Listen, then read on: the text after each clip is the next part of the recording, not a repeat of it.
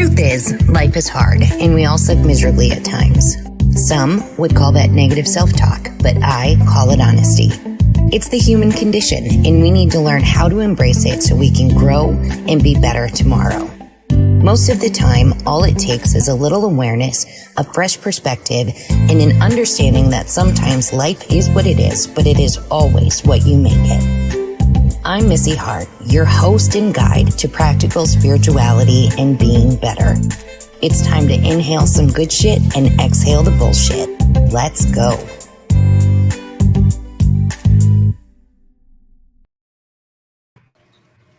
Good morning and welcome to the Good Shit Show. I'm your host, Missy Hart. Today I'm hanging out with the amazing Micki Abels, who is an author of Your Soul's Contract, an intuitive life coach, and a meditation instructor. Welcome to the Good Shit Show, Miss Micki. Thank you, Missy. It's great to be here. I am super excited that you're here. First of all, part of my excitement is that at the very first time that I met you, you weren't even close to any of the places, that you are right now. And I've been watching your journey on Facebook and watching the growth, really in just admiration. I want you to know that my heart is just beaming with your successes.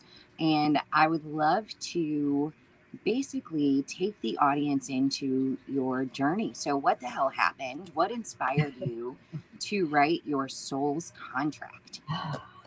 Well, I used to say 15 years ago, and then I thought, wow, I have to update that. It's really been about 18 years ago. 29 forever. Right. And went through a traumatically emotional family event in my life. And what I found after that is that I had absolutely no tools to heal. So then that set me on the path of searching for anything and everything that I could incorporate into my life to begin to heal. Through that, though, and before I even adopted certain practices and techniques and tools that I share in the book, I just was miserable. I was cranky. I was a bitchy wife, a whiny friend, a crabby mom, to the point where I couldn't stand myself because I had let all of this emotional stuff just live inside of me, and I breathed it in every single day, and that was my energy. And so I had decided one day that I just couldn't stand it anymore, and I needed to introduce some change. So that is what I did. And like I said, just got my hands on all the things I could read and listen to, podcasts, TED Talks, documentaries, things that resonated with me. And I started to develop some of my own practices and, towards that healing. So that's what I write about in the book. So it's my journey of these experiences, written in a very, I think, relatable way. So no matter what you're going through, you should be able to connect with those things and use the practices that I talk about. Your book is actually, it is just fantastic. I would not consider myself a quick reader by any stretch of the imagination. And usually I have to go back and reread things. I'm one of those people where content just doesn't seem to soak in sometimes. But girl, the very first night that I picked up your book, and it was late, it was before bed.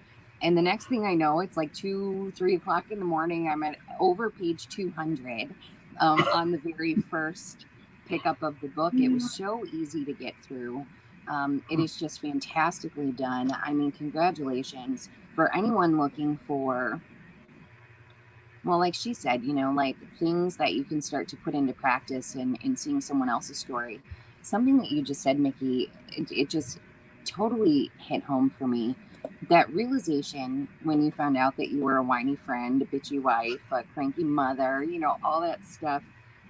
It is such a painful process. When you actually realize that you are responsible for every single thing that you're living out, right? Like, I mean, how Yeah. you're feeling, how you're putting yourself out there. When you come to that realization, it's like getting hit in the face by a Mack truck, I swear. Like, do you remember that process, like, of just the all of a sudden going, oh my gosh, who am I? What am I doing? Yes, absolutely. And it was, I think a lot of people call it, well, my experience alone was kind of a dark night of the soul, right? So that changed me and it will change me forever. And now I can say I'm grateful because it's for the better. Um, but many dark nights of the soul. So when I came to the realization that I had become this person that I really couldn't stand, and I thought, wow, what am I doing? And how do I move away from this? How do I change myself? Um, so again, those were just my kind of a springboard for dipping my toes in the pool of transformation, and beginning that change. So I can't say that I guess it was or it can be one distinct moment, but I think for that part of it, that realization of who I had become and who I did not like, that was difficult, and that came over time. Um, and just I think one of the moments or a couple of the moments was actually seeing in my boys were young at the time, of course, and this is 18 years ago, and they're 30 and 31 now.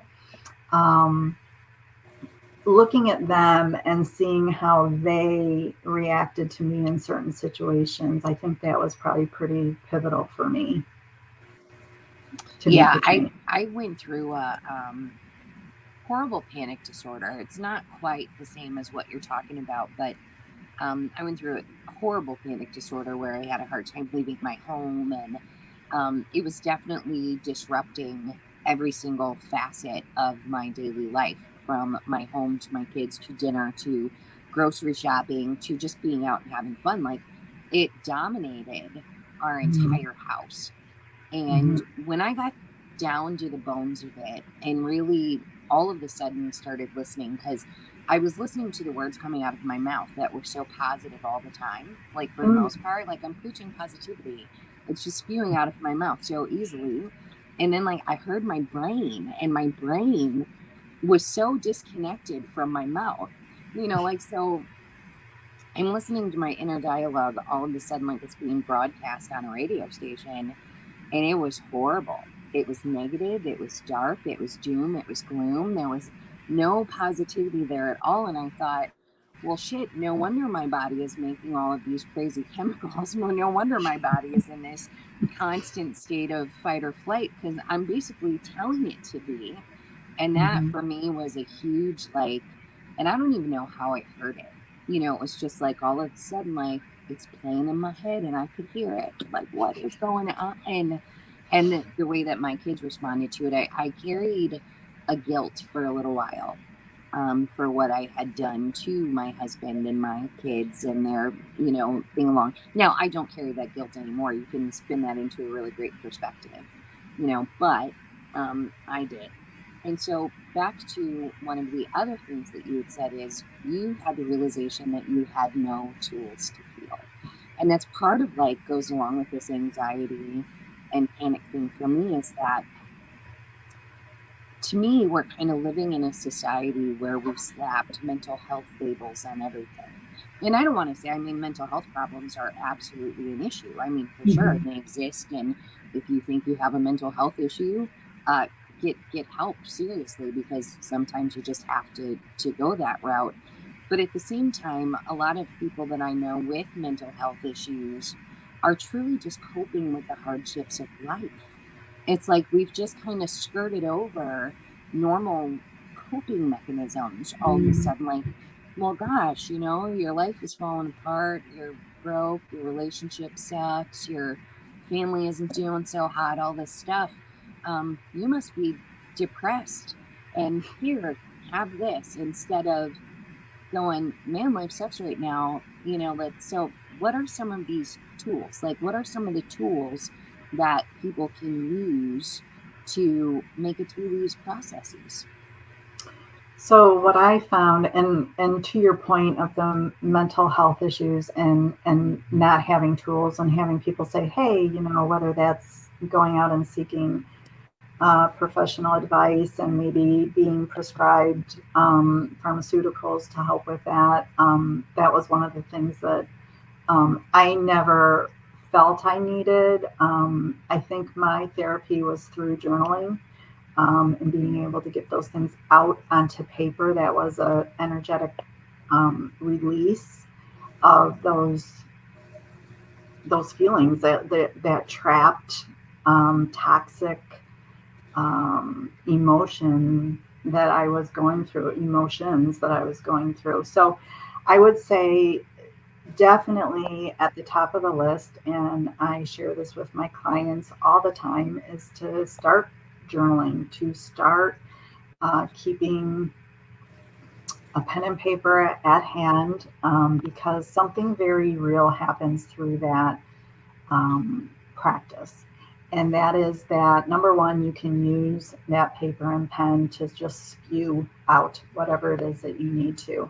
So that is your sounding board. That is where you're going to release all of these negative emotions. I don't even know if we want to call them negative. Let's not go there. But definitely things that are not nurturing to you or your spirit or your soul, and the things that are bringing you to a place of discomfort. So you write about those things. No one needs to see that. That's very private. It's between you and the pen and paper. And what I found through doing this, and it was after probably a month or so, and I was writing about everything, is that when I would get through and close my journal, I would realize it had lifted me. My energy had changed. I felt better. I felt more positive. So what I've come to realize is that because everything is energy, once I was able to actually use that physical um, practice of writing, that those things really left my body, and I was able to release them. And there's just a lot to be said about that. So to be able to get that out, get it down on paper, release it from your body, you're no longer holding on to it. So there's this lightness, this beautiful sense of freedom that comes from that. So definitely journaling. In my own experience, I journal a lot. Same thing, pen to paper. I'm surrounded by notebooks in my home. It's great. Like I have just spirals everywhere, and the little paper flicks, like legit everywhere. They're all over my desk, even. But with that practice, for my clients, I call it hate mail and burn. So my little tidbit is write some good old fashioned hate mail, and we're not giving this hate mail to anybody. The point is to get it out of your brain and out of your body, and there is such a lightning that happens with it, and then burn it, or shred it, rip it up, get rid of it. And it's something that I do want to say that I've noticed in my own stuff is just because you've done that practice once and there is that lightning at that point, there's a good chance it's going to come back. You're probably going to have to repeat the process. I think it's really important. Just because I've noticed I've written the same hate mail several times over. And hate mail, I know that's such a strong word. It's just, my Missy isms. I don't actually hate most things, but, those things that bubble up inside of you and give you those, what did you said? You said not a negative emotion, but, kind of suck you down, that we definitely have, good, better, best, bad kind of feelings, and your emotions are all of those things. And so when you're not feeling so good about things, there's nothing wrong with it. But man, holding on to it is really only a detriment to yourself. That's so true. You're just hurting you. You're not hurting the other people who hurt you. It's like, so man, you could carry this baggage around for life, but it's not doing you any good. And it's not hurting the other people at all. Like you might make them uncomfortable with your little stink eye or something, but you're not actually hurting them. No, so true. So true. and back to the labels, like you didn't have to take medications and stuff like that. I certainly did.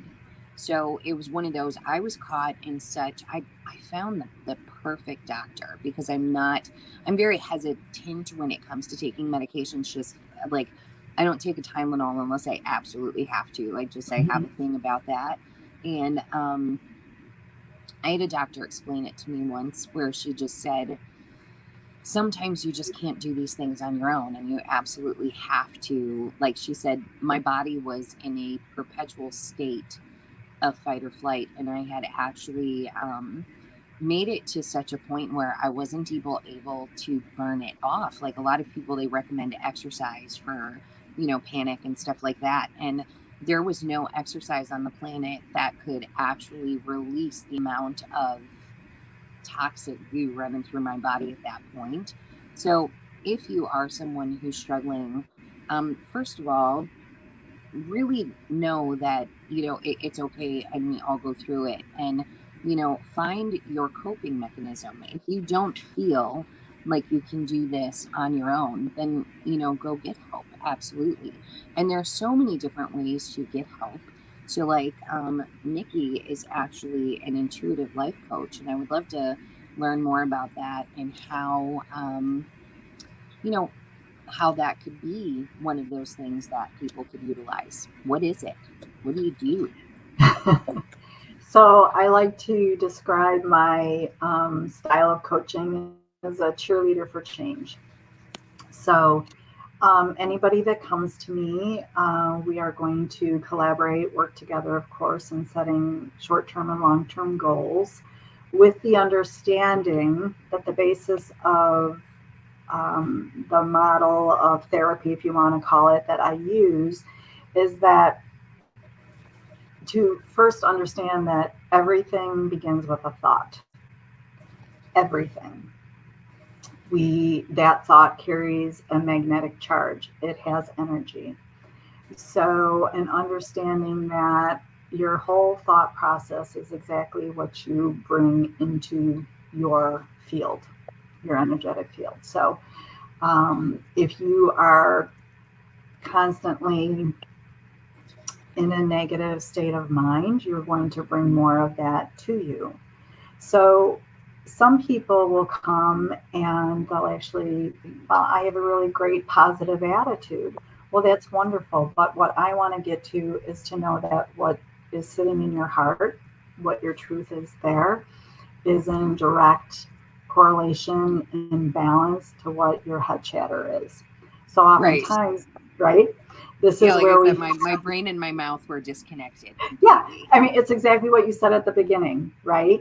So you experienced it, you noticed it, but many of us do not notice that. And it takes a deep awareness and a practice to start to become aware of those things. So what I do in my practice is to start to be aware of those thoughts. So it's just an awareness of how you're thinking, to catch yourself in those moments when as soon as you're like, wow, how did I get there? How did I just start to think about this negative thing? And then you go back. What was I thinking before that? What was I thinking before that? And you can see a pattern of how your mind works, how your thoughts work. Oftentimes, well, not oftentimes, most times it's ego-based, right? So oftentimes we are protecting our heart in a lot of ways, and we are very judgmental, not only of others, but mostly of ourselves. And so what I think most people start to realize is that the way that we talk to ourselves is not the way that we would talk to a best friend or a loved one. We're pretty harsh. We're pretty horrible to ourselves. So to become I very... was so bad. I have to laugh because, like, we're harsh to ourselves. I was terrible to myself. Yeah, we are. And it's to be able to change that around. It feels against things in the way that we were brought up to, oh gosh, that's self-centered, that's egotistical, that's, you're thinking about yourself too much. Well, no, that this is exactly what you need to do. This is your self-care. This is soul care. to begin to turn that around and talk to yourself in a way that you would talk to your friend. Be supportive. Um, Find avenues for yourself that are positive and can guide you in a way to put yourself in experiences and events that are going to resonate at a very spiritual, soulful level for you, that fill you up, that fill up your heart. But back to this coherence between what you're thinking and what lives in your heart. So, I want to talk a little bit about our external world and how connected we are to that, and that we are constantly looking for this validation from outside sources, right? And we can do all the things that sound right and that feel right to us, and we can adopt those practices, and those are all great. We can feel wholeheartedly that this is the right thing to do. If what we're thinking, what we're telling ourselves, is not in direct connection, or it doesn't equal the things that we are adopting externally, now we have an imbalance. We have an incoherence. So, oftentimes, what this leads to, along with all of our other emotional events and experiences in our lives, this gets stored in our body. Um, and as you know, with energy fields and in the body, it has to find a place to go. So, our bodies are adaptable. We can change, and of course, through creation, we've changed and we've able to handle a lot more than we used to. But at a certain point, the body says, "No more, can't take it anymore." So now we start to have physical reactions to that. So maybe your back's feeling a little cranky, or your neck is sore, or maybe you're having digestive issues. Um, these are all related to emotional storage in your body. This is related to trauma that is unhealed, that settles in your body. So these are things that need to be paid attention to and looked at. And through the life coaching, we get to a place where I'm not saying that you have to relive traumatic things. I don't want to bring that up. But you do have to look at how you are reacting to those things. And then we work together to develop some practices in a very, of course, supportive way to look at those things and understand them, because we really can't heal until we have a deep understanding of where this root problem occurred, how it Right. occurred, how it affects us, because oftentimes we're triggered and it might not look the same. The event or the experience might not look the same, but we have the same reaction to it. Yeah, So, we go right back. Like we right. go back in time. So we're constantly reacting on a body level to Mm-hmm. things that happened in the past. And we might not be able to pinpoint those things, like, based on this right now experience. But this is like how you can tell that you're doing that is actually the size of the emotion. If you've Mm-hmm. suddenly just reacted to something super big that was kind of a small thing, you can almost guarantee that's old. Like that is something that has been stuck in your craw for a very long time. And it's like telling you to pay attention. And so I'm listening to you and you're basically saying, everything that I say within that space of awareness, like, first of all, if you're not aware of your thoughts, right? If you're not aware of the things that you're thinking, then you really have no way out of whatever it is that you're doing. I mean, just because you don't really know, you're kind of on autopilot.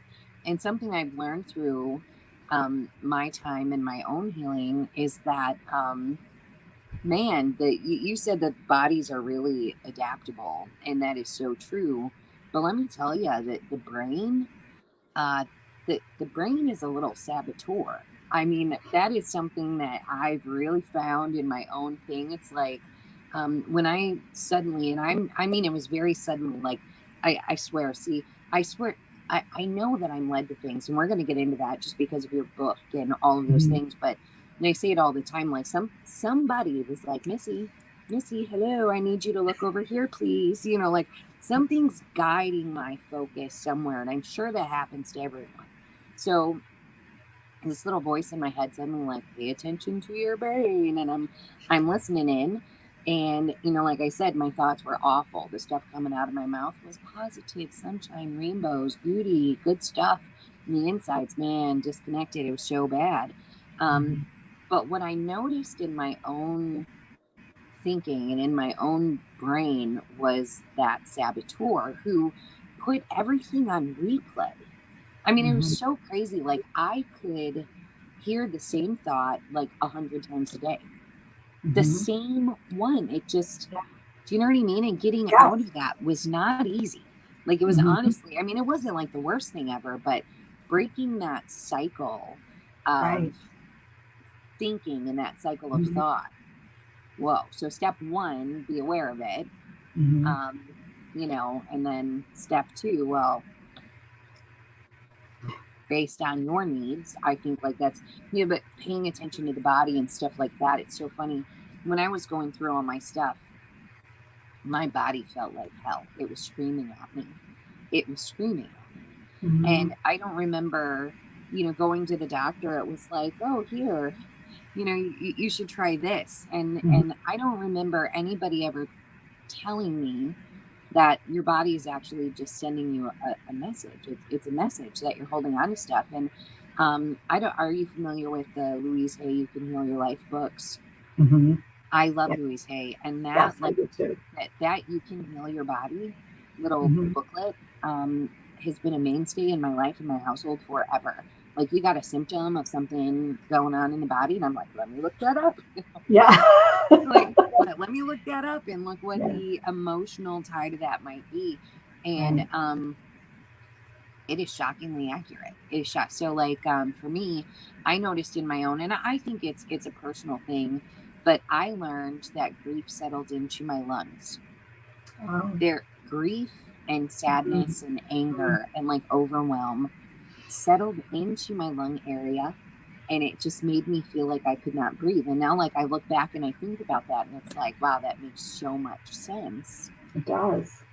Yeah. because it's just trapped there. And if I would just emote or cry or Mhm. journal or something, it did lighten up almost every single time. Another one, I'm just going to say this because my husband is horrible blood pressure, and so looking that one up, it was someone who holds on to grudges Mm. and things like that. And my husband is so stubborn when it comes to stuff like that. But so I think paying attention to your body, like you said, like what is your body telling you? If you have this Mhm. crick in your neck or this pain in your back or whatever, what are you holding on to?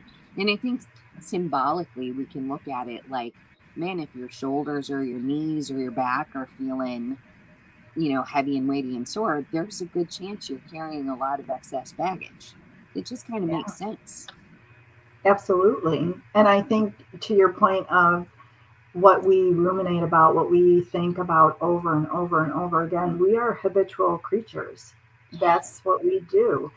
Many of us get up and we could basically take today, make a pattern of it, put it on tomorrow, and it's going to look exactly the same. Yeah. Why do we do this? We do it because it's familiar. It might not be good for us. It might not be the best thing, but we are always going to go towards our familiar. So that's just what we've learned. That's what we've done through time. So to start this work and to become aware of your thoughts, it's very uncomfortable. I mean, our body has become our mind. So, what I mean by this is that we've done the same thing over and over for so long that we don't even have to think about it. So, a good example of that is I'm at the store, I made my purchase, I have my debit card, and I put in my PIN, right? That's done automatically. I do that probably daily. Sorry, honey, but I do. I spend money daily. It feels so good, doesn't it? Yeah. And then, so then my son was here and he was going to run to the store for me. I give him my debit card and he goes, well, what's your PIN? And I thought, oh my gosh, I actually had to go through the motions with my finger because I could not recall what the PIN was. But as soon as my body did the movement, I knew what the PIN was. So this is what I mean by our body has become our mind. So now we have to tap in and we have to remove that. So anytime there's change, our body's going to resist and it's going to ask you to stop doing it. So this is why like diets and stuff are so hard. So bringing it to something super real world, yeah. dieting, because your brain is going, that ain't a cheeseburger. This is like Right. spinach. What are you giving me? Let's go back to this. It's better, you know. So breaking any type of habit. This is what this is. Right, exactly. And so that goes with everything that we do. So that's why we fail. That's why diets fail, because we go back to our familiar. So to tap into the habit mind, the unconscious mind, or the subconscious, we need to do something so repetitive that it then soon becomes our new habit. So basically what we're doing in this work is that we are just changing a bad habit or a habit that no longer works for us into a new habit. But in order for that to work for us, we have to constantly be aware of it. We have to constantly be ready to make this change. So oftentimes, if I can put it this way, so if, say you have something, you put your awareness on it, something that you truly believe in and that you want for yourself. You are constantly thinking about it. We do it with negative things all the time. So think about this. Somebody said something to you and it really irked you. And now you're sitting down and you're thinking about it and you don't stop thinking about it. You put all of your awareness on it. You go so far as to, I'm going to use this example. Say someone has triggered you at work. You sit down at your desk and you fire off an email. You're being very reactive to an event or an experience. And you go ahead and you hit that send button. As soon as you hit that send button, you say, oh, shoot, great. Now what did I do? So nothing comes back. You go home. You think about it all night. You think about what's going to happen. You think about how other people are going to react to it. And you've played this whole scenario in your head. Your attention is on it. Your awareness is on it. You are actually creating this event. You get there in the morning, you open up your email, and sure as shit, you're like, yep, there it is. Everything that I just thought about has come true. So if we can believe that we had a part in that, of creating everything that happened up until that point based on our awareness and our attention to that event or that experience, why can we not do this with positive things, with things that are good for us? We absolutely can. But it is not our go-to mechanism to focus on those things. It is our go-to mechanism to put our awareness on the, again, negative, toxic, whatever those things are. Why? Because it's familiar for us. And if we can keep ourselves in this pattern, a lot of us feel like to feel anything almost has to be a negative thing. So we're constantly, unfortunately, looking for these things. You meet somebody that, wow, she's so negative. There's always so much drama in her life. Well, a lot of that is being created. Why? Because to feel anything, she has to create more and more of that. So it's time to turn that around and switch it and to change your thinking to a much different aspect, to know that the power of the mind is incredible. We only use 5%. Yeah. This it is beautiful thing that we have. And why? Because I think convention and societal rules, and we've been kind of guided towards this way of thinking, and it doesn't need to be that way. So we are in charge. Well, I think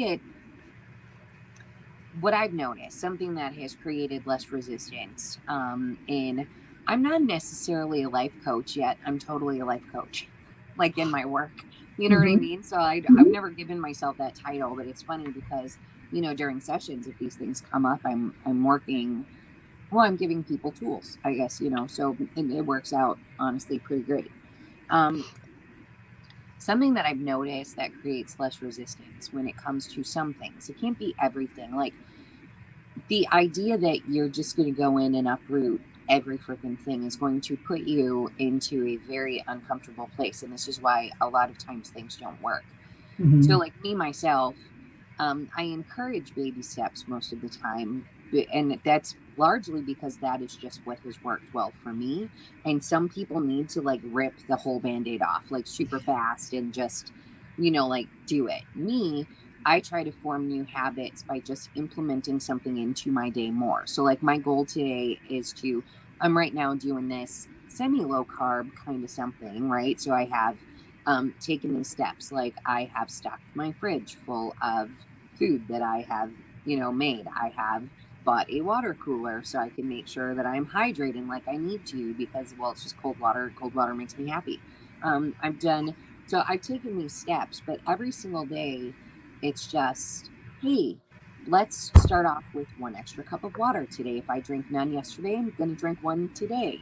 And tomorrow I'm going to try to drink two. Or like give myself an extra serving of vegetables today. Like, so I really think like sometimes if you just start doing one thing every day, so a little baby step, you know, Mm-hmm. you're going to get there because that's how you're going to create new habits instead of like what I did not do when I started this was chuck everything in my pantry. I just didn't do that. Like if I need a bowl of sugary goodness, I'm going to have a small bowl of sugary goodness, but I'm going to, you know what I mean? So I think it's Yeah. important for people to hear that. Um, Gosh, when in that awareness and just in that, man, I need to change, set a damn goal, a small one, Mm-hmm. and reach it every single day. And Right. then from there, you're actually going to be encouraging yourself to like move on. And your brain is Yeah. going to Give get your, comfy and cozy with the idea. mm-hmm. And I think so many things fail because we try to do everything at once. I really do. I love to tell people, slow down. I know you want the end result like right now. It's not how this works. Yep. So slow down just a little bit, you know, Yeah. and these patterns. I'm going to share my tip.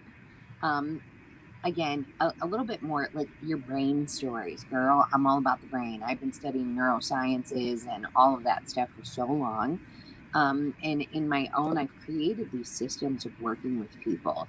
And like, so now I've defined things maybe a little bit different. Like to me, the ego, I've separated everything out from ego. Um, and like, I don't know, I make sure that I work on a physical and an emotional level. So if you look at your spiritual side as the emotional side to yourself, that is your spirit, right? Your emotions, how you feel, that is your spirit. Right. So take everything to the spiritual side. And then the ego is just your brain.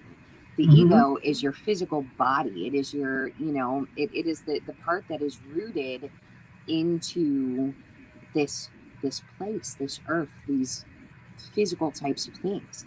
And Mm-hmm. so it is so funny, like the brain is the most physical part of us, I swear. Like it is truly, it is what is responsible for keeping us basically locked into whatever places we are. It is the brain. Mm-hmm. And why? Because, you know, there's hormone things that are being created and, you know, that are happening. It's affecting the Yeah. physical body. It's affecting how you feel. It's affecting like, you know, oh, so much. Something that I have, and this might sound like the dumbest trick, I do brain games to get myself out of like, this is going to lead into meditation. I want you to know this is where I'm heading with this. Okay. Micki, I'm a horse shit meditator. I can't do it. I mean, and some people just can't. And it's not that that's wrong. It just, I'm telling you, it does not work for me. So I've had to shift my meditation practice into actually making my brain busy doing something else. So, like, Mm-hmm. you know, you said your brain just goes through the motions of everything every day. Like, Right. so me with my anxiety and my panic disorder, I was busy. I had 3 kids. I had a house to take care of, dinner. I mean, I was a busy woman. And Mm-hmm. it's like, how I'm not sitting around just, well, poor me, wah, Mm-hmm. wah. I wasn't Right. doing that. So, like, externally, like, if you're watching me vacuum, bathe the kids, feed them, do this, do that, like, blah, blah, blah, blah, blah, all the stuff that everybody does every day. And this is when that flash of awareness in the brain came to me. Was I was talking on the phone to someone, and while I was having this conversation, I all of a sudden heard that my brain was going off on its own while I Mm-hmm. was talking to someone. So I'm Right. literally in like mid sentence talking, and my brain is like, the headache you got, it's cancer, you're going to die. Like all of these things are going on. I'm busy. I'm giving my kids a bath. I'm totally busy, and I hear it. And my brain is telling me negative things. My brain's not focused on the kids in the bath. I mean, it Mm-hmm. might look over and be like, oh, they need more bubbles, or, oh, I better throw this toy in there. So that Right. might occupy my brain for a fraction of a second. Um, but it's not doing the job. Oh, I'm vacuuming the Mm-hmm. house, I'm cooking dinner. I'm on autopilot. So like now I've learned that if I give my brain work, I have to give my brain something to do. So like I like to look at this as cooking, right? So like I cook every day. So cooking is very easy. I throw everything in the dish or whatever, and I do what I Mm-hmm. do. I don't measure things out anymore. I mean, I'm in my mid 40s. I've been cooking the same stuff for a long time. I don't have to Yeah. pay attention. I just do it. And Right. then the minute that I actually make a new recipe, it's work. It takes Mm-hmm. time. I have to focus. I have to reread the directions a million times because I read it and then I forget it and I have to go back. Have you ever done this? Yeah. Like even with the box of Yes. food. Like I Yes. pull out the I box of throw food it and away and then I have to I go throw it back in the away. garbage and get it. Yeah. Yeah. Then I have to go back and get it because I totally forgot what the heck it says. So I'm super busy. I'm going through all of the motions. I'm doing all of the things, and my brain is completely doing whatever the hell it wants, all willy-nilly. It's just left up to its own devices, and the brain is not something that you want to leave up to its own devices most of the time.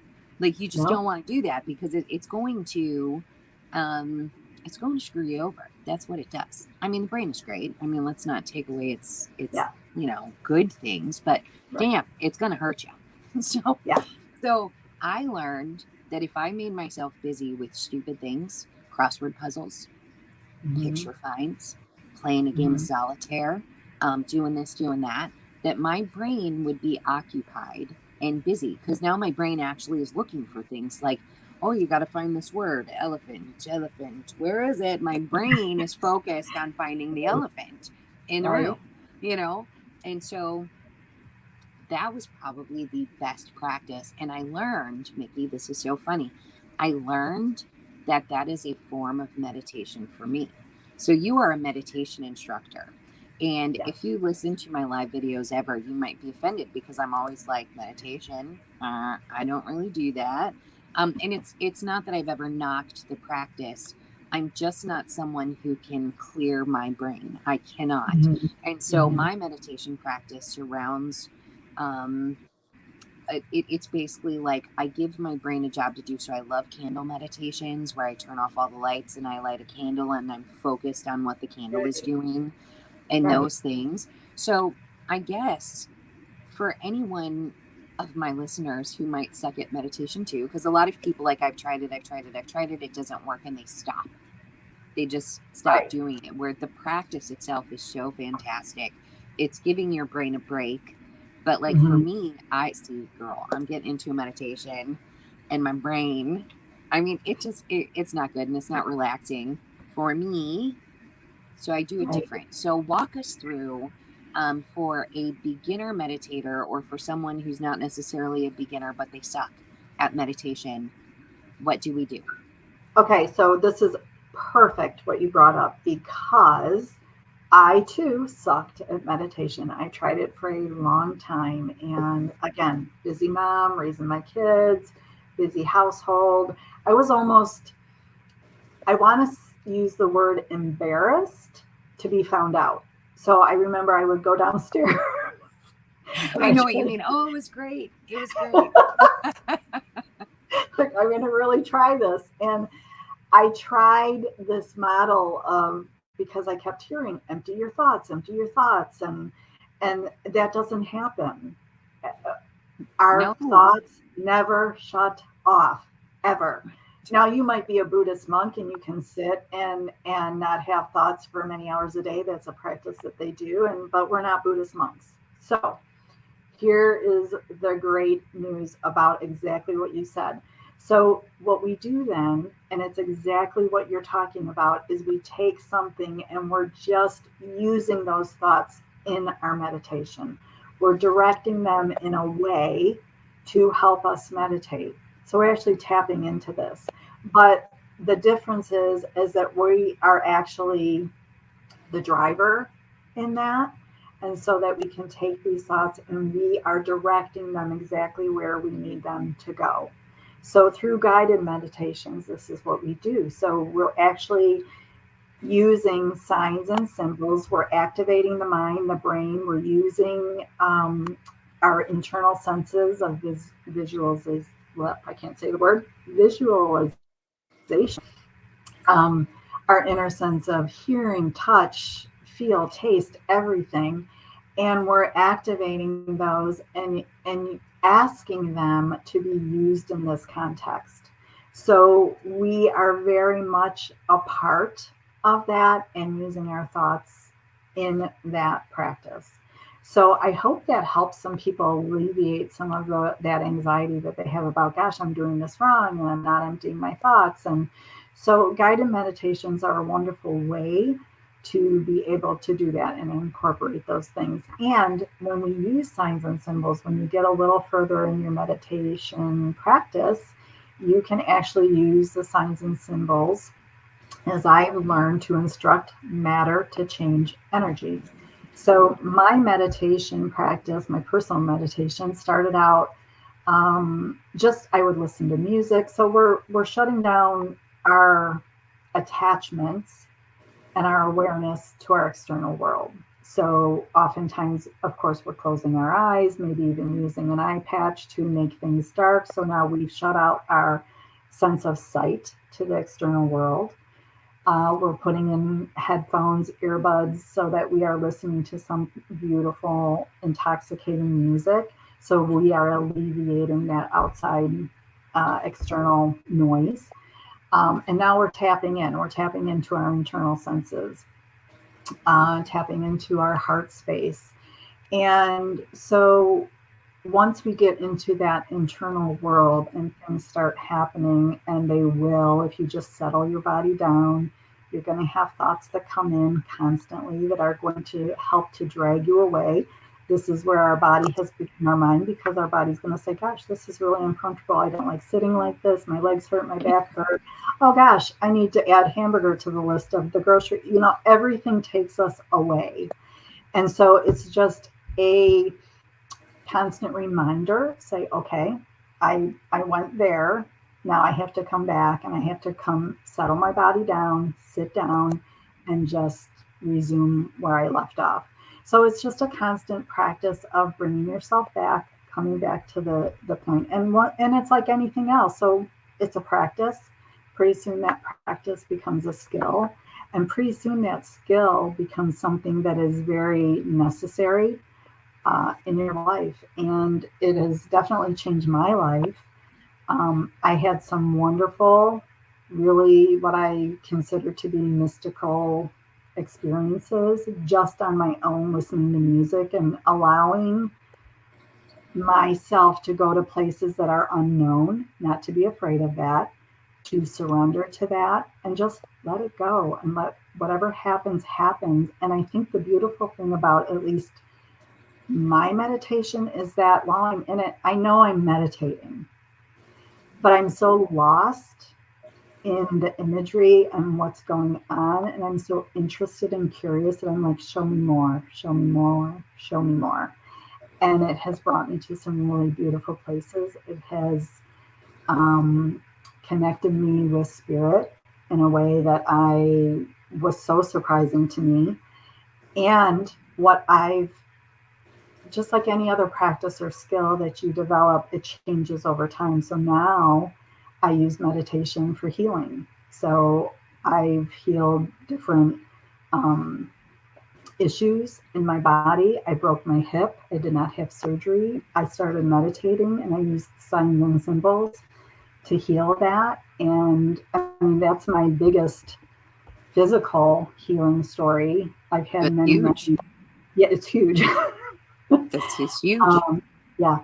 Um, so to be able to use meditation and to use your mind and your thoughts in that way, to know that we are that powerful, that we can heal our bodies emotionally and physically, is it's amazing to me. And I am still awestruck at some of the experiences that I have, and I think that's what keeps me going back, is that there's always something new. There's always something new to discover. There's mysteries uncovered about me. There's visits from spirit. There's support. It's such a loving, supportive space to be, and you wonder why and how people can meditate for hours. That's why everything that's happening internally, those senses that are fired and wired and brought to the surface, feel so much more real than anything happening externally. That's how we can stay in this space for so long and be there for so long, because it's magic. So can I ask you, like, you said, what did you say? You said something about being connected and having this, like, seeing things. And Mm-hmm. you're like, show me more, show me more. Mm-hmm. Basically, I want to see more. Mm-hmm. And so when you're going into that meditation, is that kind of your intention? Or are you like, but before meditation, are you setting an intention for um an experience? Now, I know that we can't name those experiences specifically, but let's say that you're wanting to connect with spirit. It's just something that you feel that you need to do that day. And so, like, when you're entering into that meditation, is that your intention? Yo, spirit, help me out. Or are you simply just allowing things to form based on, well, just like whatever happens at that point? For me personally, I very, very seldom set an intention. I just allow whatever, because I feel that whatever's going to be brought to me is exactly what I need in that moment, for that day, for that, whatever I'm going through. Um, for the healing part of it, if I am instructing signs and symbols to do healing in my body, then yes, there is an intention that is set. I mean, I'm going into my meditation with that specific intention. So signs Um, and symbols, is that kind of like Reiki, or is this just something that you're kind of guided to do? Like, it's just happening. it's it's definitely something that you choose. So I will use my broken hip as an example. I was well into my meditation practice at this time when this happened. I almost felt like, gosh, is this a test? Put your money where your mouth is, kind of a thing. I thought, all right, I'm up for it. It was scary as hell, I'm not going to lie, to turn to my family and say, I'm not having surgery. I'm going to heal this on my own. And to have a doctor that was supportive of that was amazing. I know my family would have liked for, hey, I'm going to go get this fixed and put this fake part in my body and I'm going to be up and walking and back to my normal self. But they also were very supportive and understood why I chose not to. So I began meditating on my way to the emergency room. I did not know what had happened. I just knew I was in excruciating pain. Began my meditation. From there, once I got home, because this happened on vacation, so we had a 10-hour drive to get home. But Ew. yeah, was highly medicated at that point, of course, too. Sure. Yep. Take them if you got them. Nice, If you're in nice pain. pain pills. um, but I was only on the pain medication for probably about 3 days. And then I thought, gosh, maybe I don't really need this. And started really meditating probably at least twice a day. And what I would do is I use the caduceus. as my sign, my symbol. So the medical symbol that you see, the snakes entwined over Hermes' staff, right? Oh, so like is that the Yes, medical thing? Like yes, okay, yes, got that you see in medical buildings. And yeah. so it's that sign. So I used that and I gave it the properties of healing for me. So I would focus on the area of my hip or first, second energy center, right? And I would send that symbol with the direct instructions to heal my bone and to bring me comfort and peace in that space. I'm going to tell you, during my meditations, I would actually feel so much heat, something I did not expect. There Yeah. was so much heat coming that I felt like if I stopped my meditation and touched it, it would be on fire. So I don't know what was happening, but that was a physical thing that occurred. And then in one of my most profound meditations, I will share this with you. It was so cool. The two snakes that are entwined on the staff for the symbol, they came apart. The staff became a needle, a sewing needle, and the snakes became thread, and that went through the eye of the needle, and then that began stitching. And I watched as it stitched all of my bones back together and healed me. And I know that sounds bizarre and strange. Not to me. And I'm getting chills now thinking and remembering it. It was so profound and so huge. And I remembered after that experience, I'm like, I'm healed. I'm done. I know I am. And, of course, I'm going to the doctor every however many weeks. I don't remember what it was, every few weeks. And he would keep telling me, I don't know what you're doing, but keep doing it because you're healing beautifully and you're not going to have any problems. They told me at one time, even if I do heal, I might be off. So in other words, my one side would be higher than my other side, and Sure. you would be able to see it. And I thought, oh, hell no. No. So I started meditating about that. And I'm like, I'm not going to be crooked. No. Right. So you have to remember what doctors and professionals tell you, you put it into your brain, and we can either choose to be like, oh yeah, I'm going to have that. Right. Or say, no, I'm not going to have that. And we have the power to change it. And that is what I did.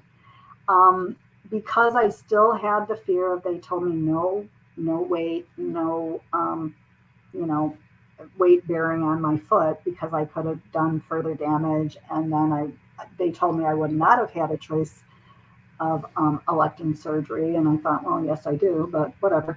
So I still was a little afraid to put weight on that. But I knew at that point that I had actually healed.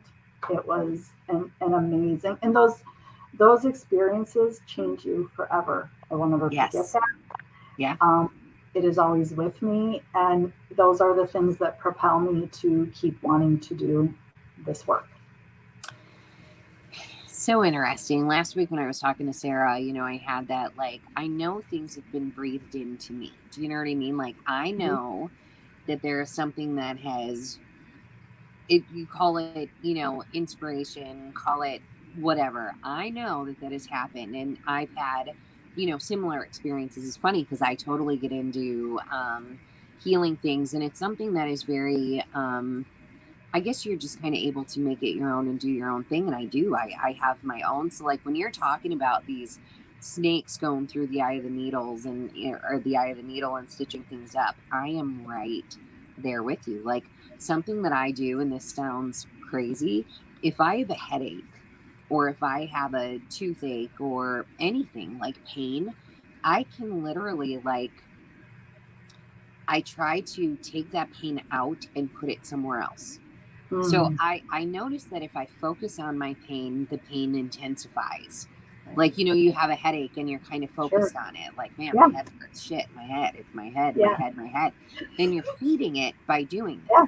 Yes. So I've noticed that if I kind of visualize myself pulling that pain out and I toss it across the room, I can actually feel that go. I can feel it leave my body. Now it can totally come back if I like allow it to come back. But if Sure. I keep on pulling it, like literally, like I Mhm. just, it's like a pink blob of whatever, or like whatever, just like I'm Yeah. pulling out the pain. I could make it words, pain, pull it out and throw it across the room, Love it. look at it somewhere different. And man, there's a shift. There's an absolute shift that you cannot deny. I have so many stories like that, Micki. I had no idea about your broken hip. This is like an incredible story.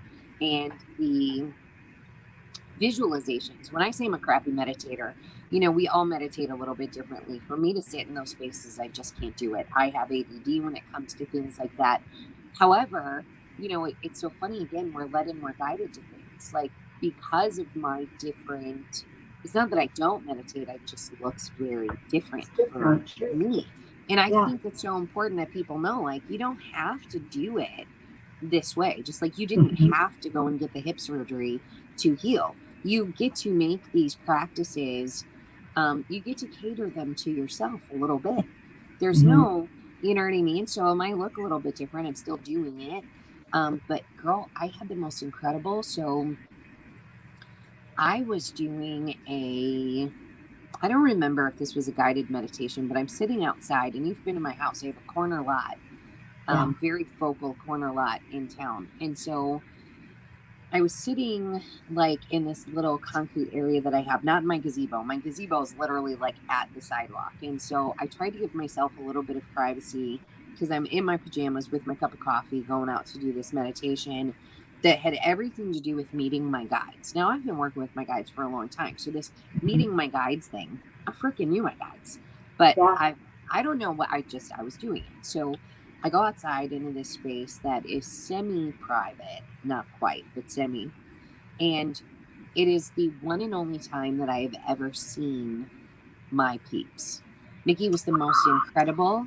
I mean, I had eyes on my spirit guide. My son who passed away, my grandparents, I could see them. My Mm. dog that croaked, her little head was in my lap. I am sobbing. I'm outside. And it's funny because, like, this is what, you know, brought me to, but this story is so crazy. So, when I saw my son, it was funny because he came to me very older. He died when he was a baby. Mhm. When I saw him in this meditation, he was old. Like I mean, not even, he should have been maybe 10 or 11 at the time. He was old, like 30s, 40s. He was a man. But Okay. I silently knew that it was him. No Mm. words exchanged. It was Okay. just a very clear understanding that all of that was meant to be. And I already knew that. So I think it was just a validation point for me, like all of this was meant to be. It's Mhm. okay. And it almost put him into this weird space of guide, which as a medium, I don't believe our dead peeps are guides because it's just a different level. It's not that they're not helping and guiding, it's just Mhm. there's a hierarchy to the other side. So, like to call a dead person an angel, they're not the Right. same being. Like Mhm. that's my issue with that. They're just not the same faction of anything. Okay. Anyway, so I got to the point of my grandmother. She was my absolute favorite grandma, Micki. She was the person that I was just connected to. My first experience with a really hard loss. And all of a sudden, I see my grandma. She was the last person to come up to me. And I was Mm. so excited. And she looked right at me and she said, Missy, I have to go now. Your daughter needs to talk to you. Micki, I did not respond well to that. And I basically told her that my daughter could go pound sand. I'm not interested in what she had to say. I want to have this moment with you. I've been waiting. I could see Yes. her there and I wanted Yes. to talk to her so bad. And I was like, no, no, Maddie can just go away. I don't care. I don't want to talk to her. And she goes, no, she's got to talk to you. And so all of the sudden, I was brought into an awareness of my sobs. Girl, I am ugly crying on the corner of Second and Walnut for the world to see. And my eyes are Right. so closed and I'm sobbing. And I just remember thinking, I probably have a whole lot of people looking at me right now. So I very carefully open up an eye to make sure nobody is like calling 911 to help me or Right. something. And Not 5 minutes later, Micki, my daughter showed up. She had just graduated high school, and she starts to retell her tale of they had gone to a beach in downtown Chicago and their car got towed Okay. because they were parked in a bad spot. So their car got towed. It's this group of girls who are like 18 years old. They don't know shit from Shinola at this Right. point. Right. They go out to get their car. They were at the beach. Their phones were in the car. Oh, I know. So she couldn't even call home. They got a hold of a police officer who told them that their car was like in this really bad part of town. no. My dad actually lives up north, so she was able to get a hold of him and, figure things out. But she's recounting this horrible story. Who, as a mother, you do not want to hear that your daughter Sure. had to go fetch her car out of like a place that's surrounded by a homeless encampment, where the actual police officer told them, "You're safe in the building. Do not go outside." Oh my God. Yeah. So I'm listening to this crazy story in just absolute awe that my grandmother knew Maddie was coming to see me. Yeah. She knew Maddie had to talk to me. Yeah. I'm still pissed that I did not get to have that conversation with my grandma. Not really, but it is. Things are not what people think they are. I'm convinced there's something so much bigger. Death isn't what we think it is. There is no such thing as death. Our experiences in life are honestly just they're a point in time, basically, that you have to experience. So all of these hardships, your traumatic life experience that you went through, girl, if that didn't happen, you wouldn't be, helping people as a life coach, or being a meditation instructor, or writing a book that is speaking to people's hearts. So that the synchronization there is what always has me in awe. I'm in awe of everything that, because I know whatever is happening is bigger than me. There's no this like, oh, Missy Hart's so cool. I do all these things. I talk to dead people and I know things.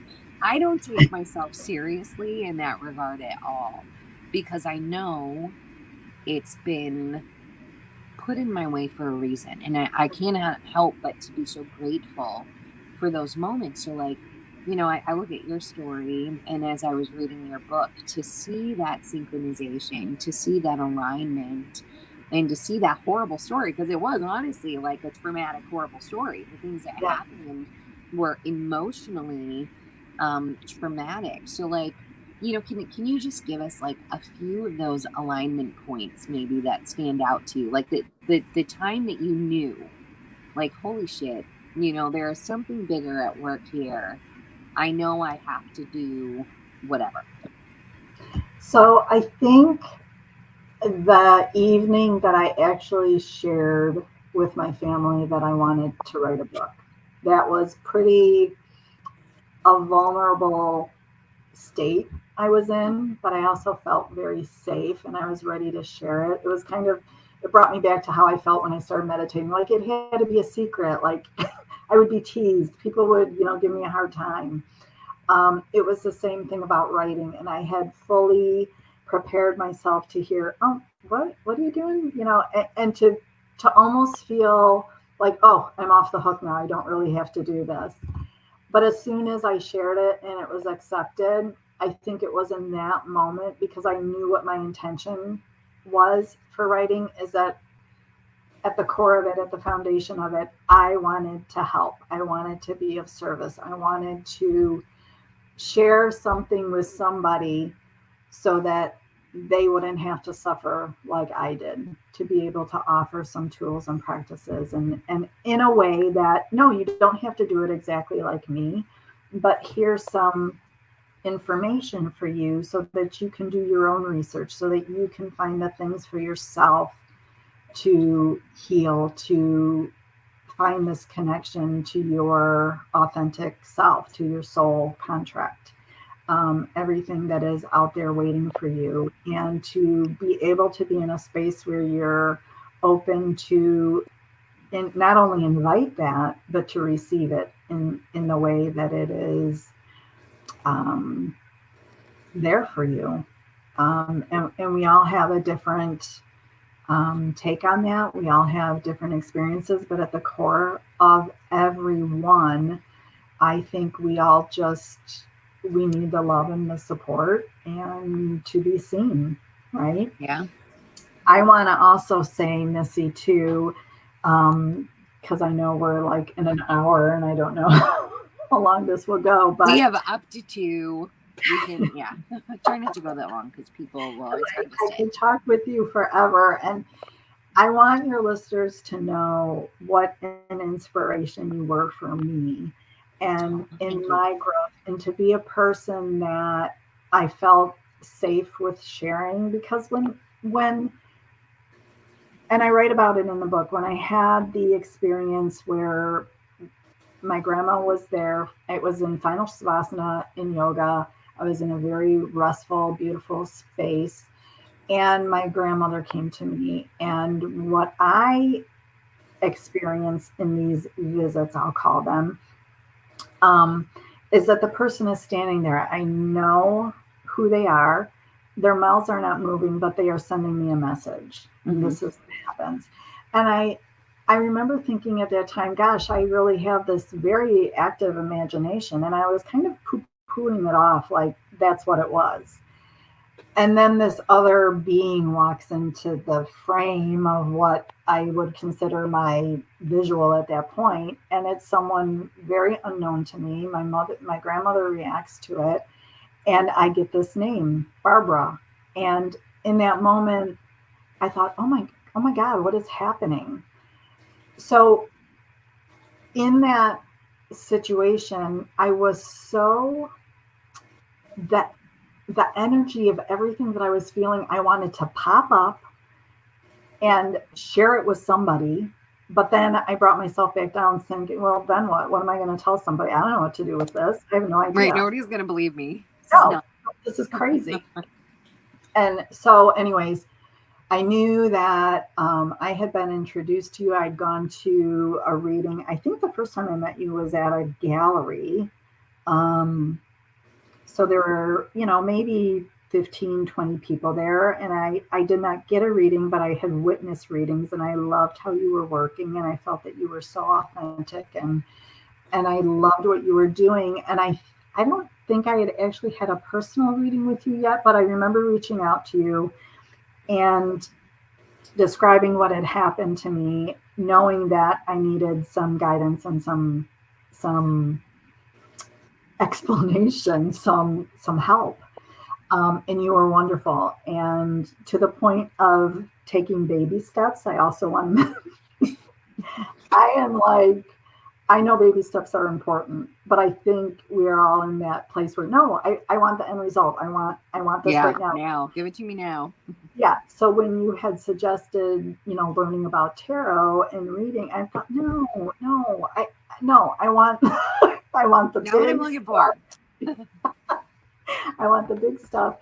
So anyway, so then I started taking those classes from you, and you were so beneficial in teaching me about all of that and how to connect and trust in whatever I was hearing, whatever I was receiving while I was looking at the cards. And I'll never forget, I think it was our very first class, and I had, I was sitting there amongst other people that I felt like, whoa, they know what they're doing. I don't know anything.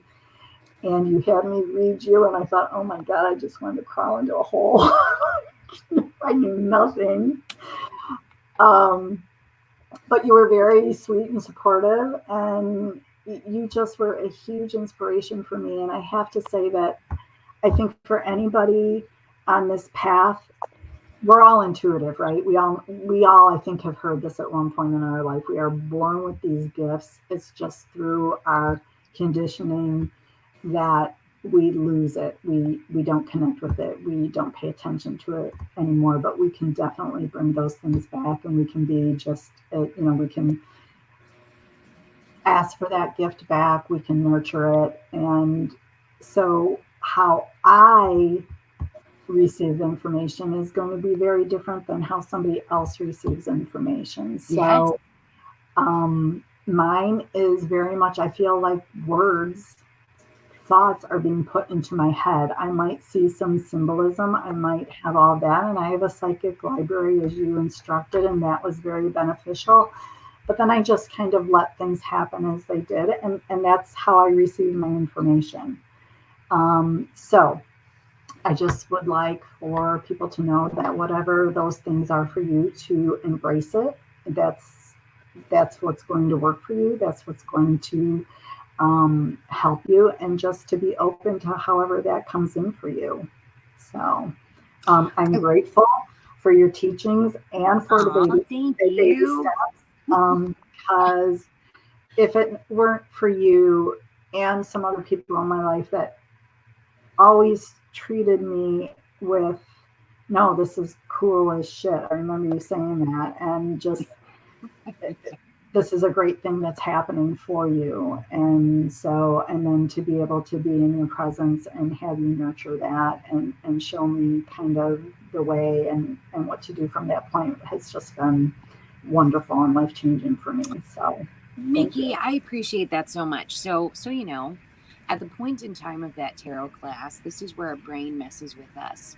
I'm not a formally trained anything. I'm not formally trained at anything. Just I'm formally trained at my hard knocks of life and my Mm-hmm. experience. That is my training. I don't have classes behind me and experientials. So like I go and I look at these people and I'm like, how in the heck am I going to be a teacher, because I've never been taught? Do you know what I mean? A lot of people who teach, they're teaching what they've been taught. I've never been taught. So Mm-hmm. my insecurities as a teacher at that exact point in time was actually very real. So again, like now, that has completely changed, and I've learned over time that my not being taught is probably my biggest asset, Oh yeah. because every single thing that I've learned has come to me very naturally. And so my gift comes out as very natural, and my teaching skills actually now help people to have their natural connection with their natural things. And so I loved how, you were talking about the different takes, and I see the different takes as perfect. Like me, I'm ridiculous. Like my courses are like, you want to be psychic, well, just be a psychic. You're not like taking a course with me. I promise you, we're not meditating, we're not doing any of these things. And I do that because I don't want anyone to set up a space of, in order to connect, I must take these steps. So I go Mm-hmm. about things so different. Do you know how many people need the other way? Do you know what I mean? Oh Like yeah. people The need structure. that Yeah. meditation, and people Mm-hmm. need this, and people need that. So what I've learned in this business is that it truly is a whatever floats your boat thing. Go Mm-hmm. with the things that you're guided to and the things that you're led. Like, it's funny. Before we started this interview, I was like, I talk about meditation in a very, I don't meditate, but I do. I just do it so differently than Yeah. everybody else, but it's perfect for me. It Right. is. But what you do is perfect for you. And those people who, I have had amazing moments meditating. Yeah, I talk about my Peeps pep talk in my car. Girl, I Yeah. still do my Peeps pep talk in my car. And now Love that I'm it. really not leaving home too much, I Mm-hmm. will make myself take a ride to have that connection. That is my connection space. It's so stupid. I hop in the car, I drive, and I talk to beings that I cannot see. But it is where I've received so much information. Yeah. But in Yeah. that space, like I can't be meditating because I'm driving a car and I could kill someone. Oh, let The me things are change your happening. mind on that. I'm going to change your mind on that. What? I'm the. Oh, you can meditate anywhere. So when I Oh, I first do learned it all the about, time. I'm telling you. Yeah, I yeah, meditate walking very meditation, I mean, differently.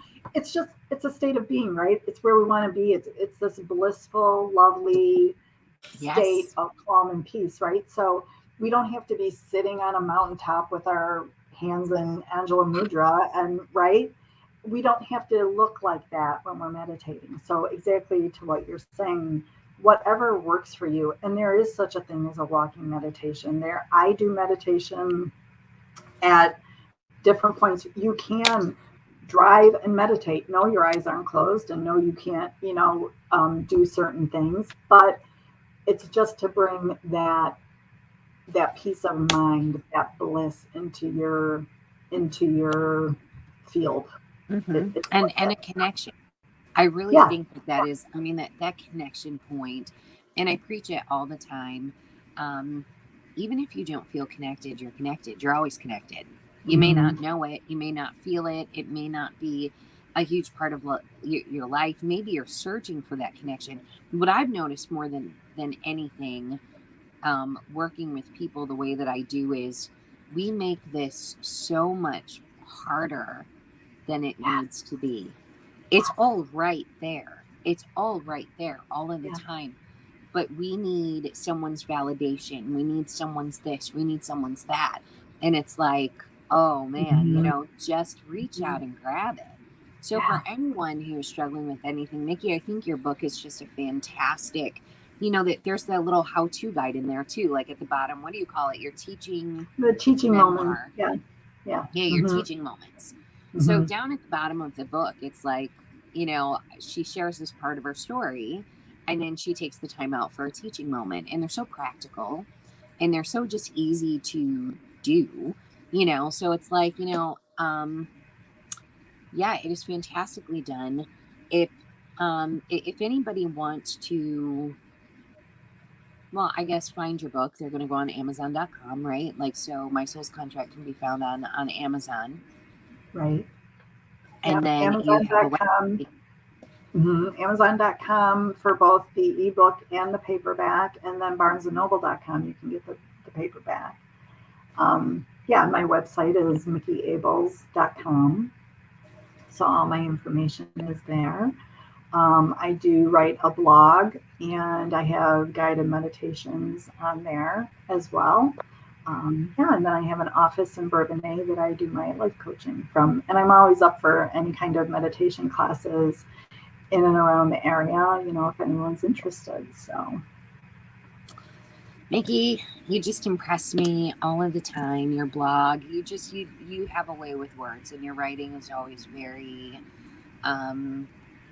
inspiring. Honestly, it's very inspiring. It's very practical. It's very flowy. Like you make words sound good. I make words sound ridiculous. I'm like, we're going to talk about some good shit today. It's the Good Shit Show. You would have something much more put together. no, I love that. I love Right? the good shit. That's I know, it's awesome. great, like the good shit. But I think today really highlighted so much of like different practices and how all of it. It's so important for people to know, like, just because things don't look like this for you, it's okay. And we have different, but it's all the same Right. stuff. It's all the Right. same stuff. It's incredible. Just get out there and start doing stuff. If you're needing help, reach out to Micki. If you feel that you could use a life coach or a meditation, look at MickiAbels.com. Check out her book, My Soul Contract, on Amazon.com. I'm telling you, it's a fantastic read. Super easy. It was great. Micki, thank you so much for being on The Good Shit Show. I appreciate you so much. And I'm just super proud of you. That's where it's at. All right, guys, thank you so much for tuning in. I'll be back next week with another Good Shit Show. For your listening pleasure. See ya. Thank you, Missy.